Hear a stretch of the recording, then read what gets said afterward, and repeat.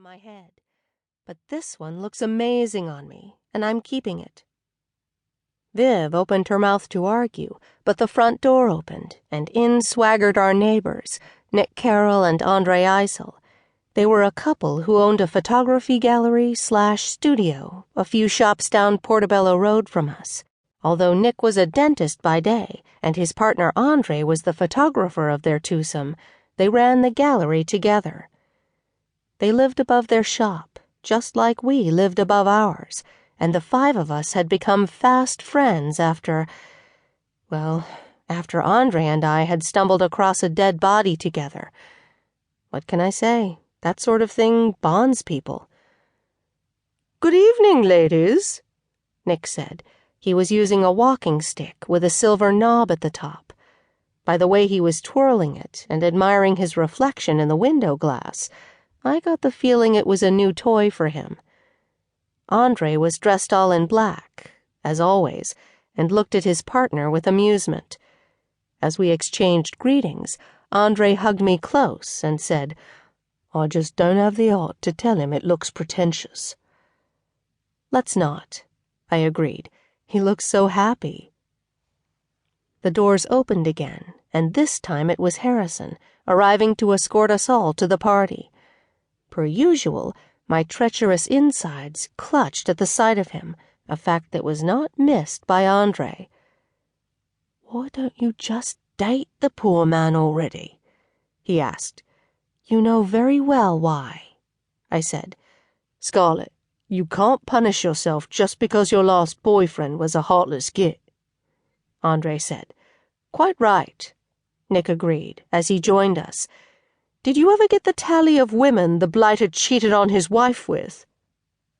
I made a face like I had a bad taste in my mouth. I stopped counting at 5. "5?" Harrison asked from behind me. "I can't even manage one girlfriend, never mind 5 and a wife." I glared at him. "Do not sound impressed. He is a horrible person."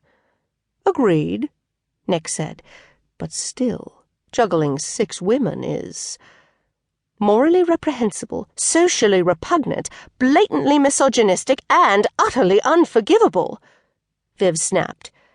I patted Viv on the back. "Well said, cousin." "Brilliant," Vi agreed. "All right, now that's sorted," Harrison said. "Is everyone ready to go?" Viv straightened the cap on her head. With her long, curly blonde hair flowing out from under it, it really did look so much better on her than it would have on me. Yes, that's my story, and I'm sticking to it. We locked up Mim's Whims behind us and set out into the early evening.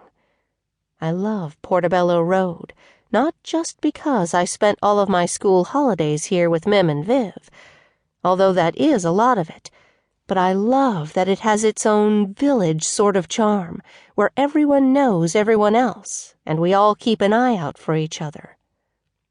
The lower level of the buildings on our street are done in vibrant shades of red, blue, and green, while the upper residence stories are white or exposed brick. There is even a side street of buildings painted a glorious rainbow of pastel colors, in a stubborn show of cheerfulness that I've always admired. Mim's Whims is white with a royal blue trim. I once suggested a color change, but both Mim and Viv were horrified, probably because I was going through a hot pink phase at the time. Either way, I'm glad it has stayed white with a blue trim. It had been one of the constants in my life, and now that Mim is gone, I can't imagine it any other way. Another thing I love about Notting Hill is that travelers from all over the world come to the Saturday market, which stretches for over 2 miles. You can find anything, from antique clocks and cameras to T-shirts with animal faces painted on them. There's even a booth with all things Beatles. And, of course, we sell our hats. Portobello Road has such a frantic, friendly atmosphere that I really couldn't imagine living anywhere else in London. I traveled all over the world as a hospitality major. Yes, I convinced myself it was research.